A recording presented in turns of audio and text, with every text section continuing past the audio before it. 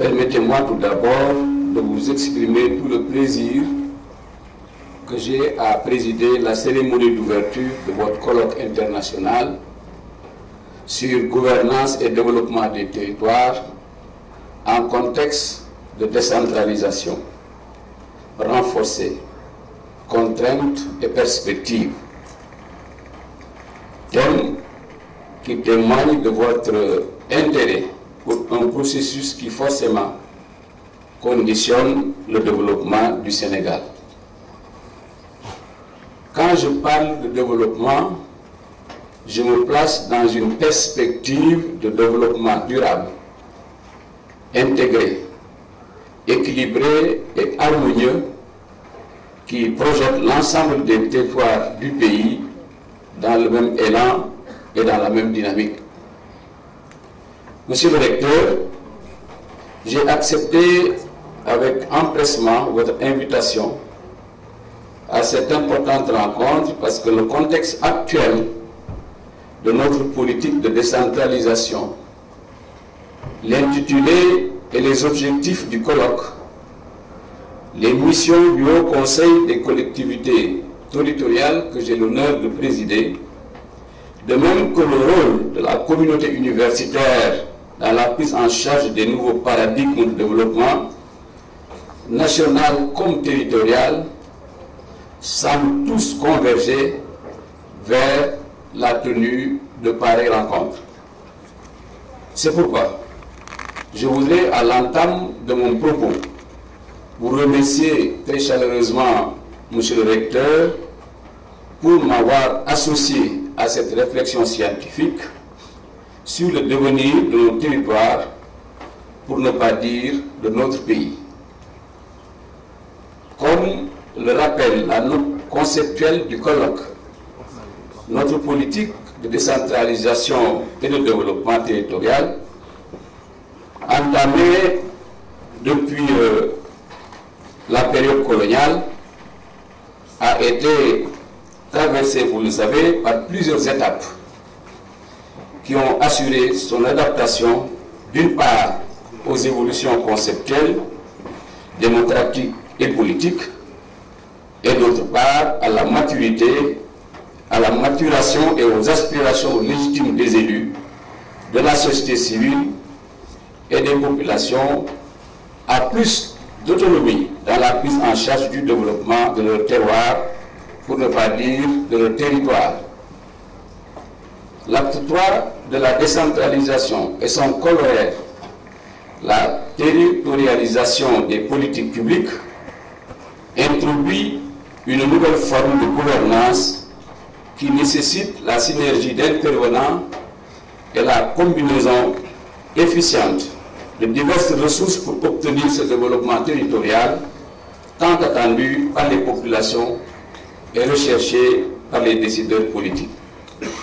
En effet, Monsieur le Recteur, Mesdames et Messieurs, le développement territorial constitue l'objectif ultime de la politique de décentralisation, mais requiert pour être effectif la réunion de plusieurs conditions ainsi que la disponibilité des moyens nécessaires à la définition, à l'élaboration, à la mise en œuvre et au suivi des projets de territoire.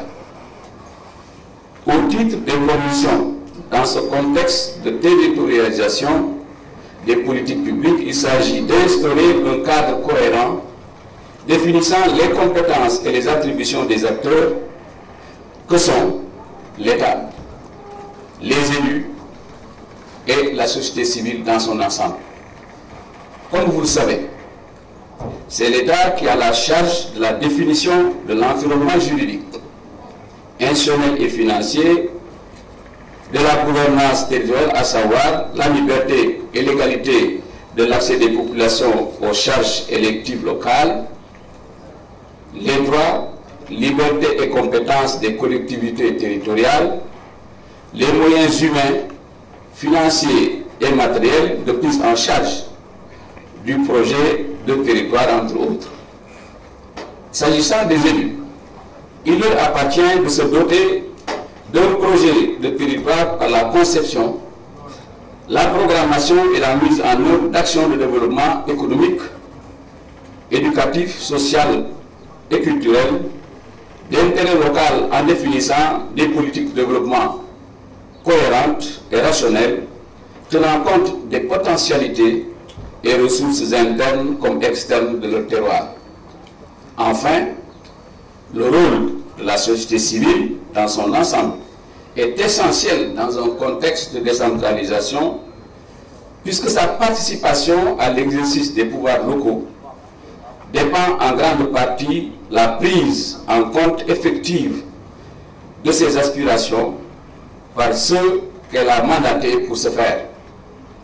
C'est dans cette catégorie et cet objectif que je vous classe, vous membres de la communauté universitaire, mais aussi que je classe notre rencontre de ce jour, principalement son objectif spécifique numéro 3. Car devant permettre un renforcement des capacités de chacune de ces trois catégories d'acteurs, dont le dynamisme et la capacité à s'attaquer de ses devoirs, à s'acquitter de ses devoirs, tout en exerçant ses droits dans le respect de ceux des autres, détermineront la réussite de notre politique de décentralisation. Mesdames et messieurs, c'est dans cette dynamique que le Haut Conseil des collectivités territoriales a été mis en place pour servir de plateforme de réflexion, de plateforme d'échange et de mise en cohérence des politiques publiques à vocation territoriale articulées autour du plan Sénégal émergent.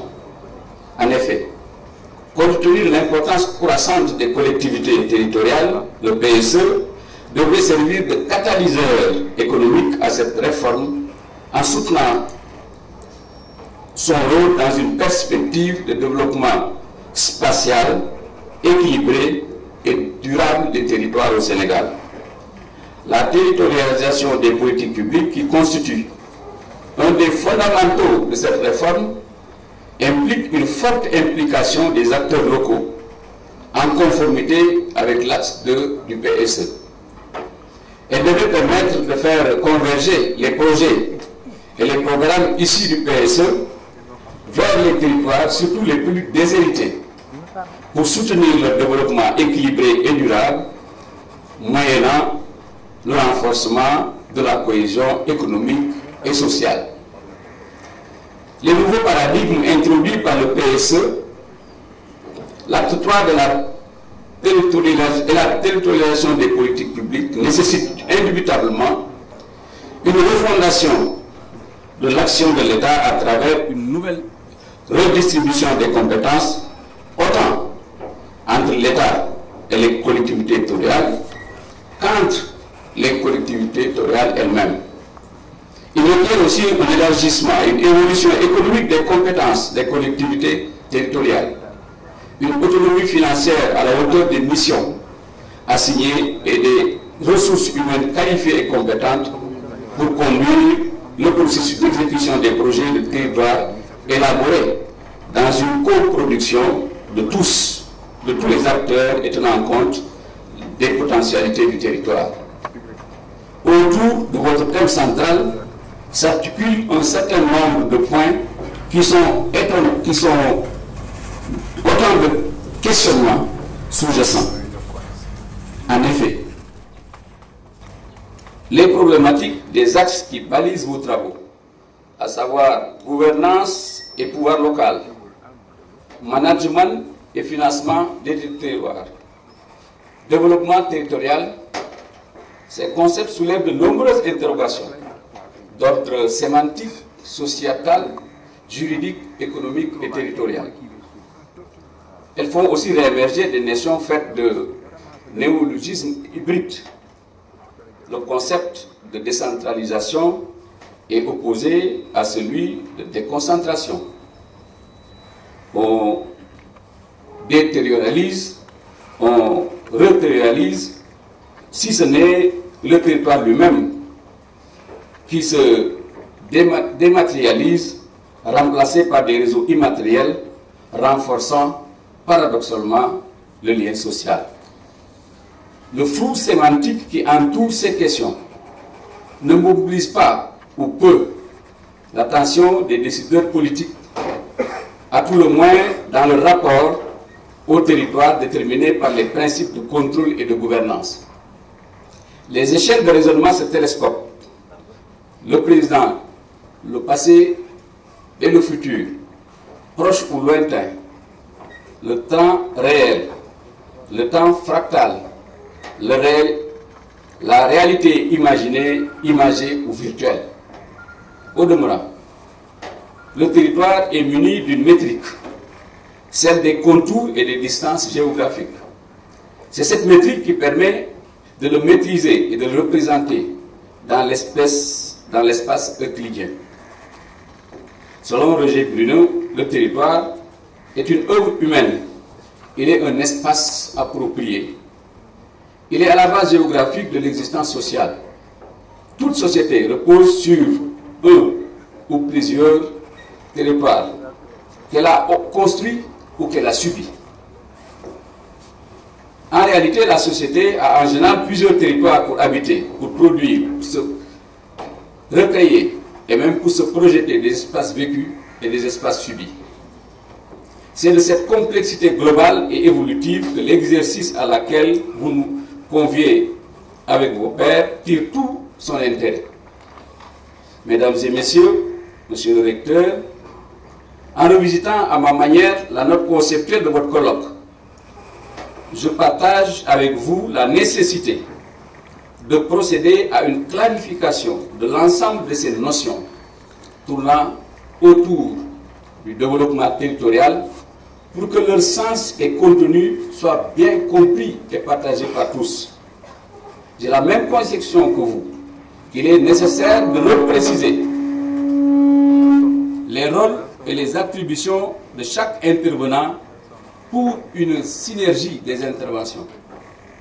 J'ai également la ferme conviction que les opportunités d'un développement territorial sont à notre portée si nous exploitons judicieusement les potentialités de notre pays et de nos territoires. Nous avons besoin que vous, universitaires, vous nous aidiez en tant que détenteurs et propagateurs de savoir à faire avancer les processus. Vos savoirs respectifs, les compétences que vous développez, l'expertise et le savoir-faire dont vous êtes porteurs sont autant de facteurs susceptibles de contribuer à l'identification des contraintes, à la proposition de nouvelles démarches, autant pour les pouvoirs publics que pour chaque catégorie d'acteurs dans l'appropriation de sa part de responsabilité et l'atteinte de sa part de résultat. En ma qualité de président du Conseil des collectivités territoriales, je me considère comme partie prenante de ce colloque dont j'attends avec impatience les conclusions qui serviront notre institution à mieux cibler ses recommandations et avis. J'invite toute la communauté universitaire intéressée par les questions de développement territorial à considérer dorénavant le Haut Conseil comme la passerelle qui va relayer vos travaux auprès des hautes autorités chargées de définir et de conduire les politiques publiques. Mesdames et messieurs, pour conclure, ou plus exactement, pour terminer mon propos, je dirais que vous autres enseignants-chercheurs, œuvrez aux côtés des services de l'État et des collectivités territoriales dans une dynamique de conseil que je soutiens fortement au service d'une véritable ambition pour l'aménagement et le développement du territoire, devrais dire des terroirs. Votre action, je le sais, repose sur des valeurs partagées. Pluridisciplinarité, comme on l'a dit, excellence professionnelle, comme on le voit, diversité dans les approches. Vous maniez toutes les échelles d'observation du du territoire avec leurs problématiques de complémentarité, de développement et d'attractivité, mais aussi de conflit, de pauvreté, de marginalité. C'est de ce regard à la fois critique et constructif dont nous avons besoin pour guider l'évolution des territoires. C'est ce vent de créativité que souffle l'université Alioune Diop de Bambey qui charriera les solutions sur mesure entre guillemets qui permettront de cultiver l'efficacité, l'originalité, loin des modèles prêts à porter ou prêts à penser, stéréotypés et inadaptés forcément. Vous l'aurez compris, ces enjeux d'aménagement et de développement territorial rejoignent la priorité du gouvernement que résume la formule consacrée, la territorialisation des politiques publiques. Ainsi, pouvons-nous espérer, avec le relevé de conclusions qui sortira, j'en suis sûr, de ce colloque, disposer de pistes nouvelles pour la fabrication de territoires viables, compétitifs et porteurs de développement. Je vous remercie de votre aimable attention.